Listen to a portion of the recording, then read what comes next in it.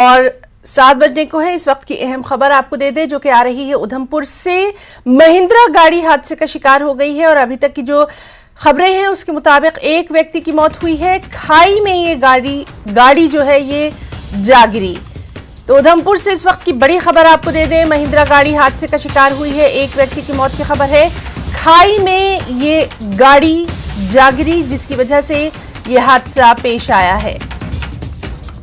तफसीलात पर नजर बनी हुई है। फिलहाल उधमपुर से ये बड़ी खबर है जहां एक महिंद्रा गाड़ी खाई में जा गिरी जिसकी वजह से एक व्यक्ति की मौत की खबर है।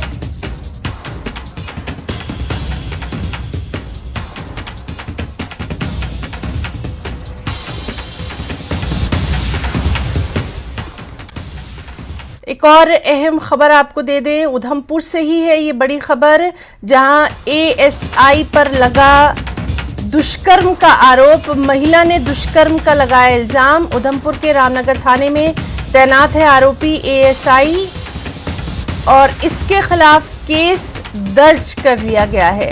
तो एक और अहम खबर उधमपुर से ही आपको दे रहे हैं जहां एएसआई पर दुष्कर्म का आरोप लगा है और एक महिला ने यह आरोप लगाया है और रामनगर थाने में तैनात है ये आरोपी।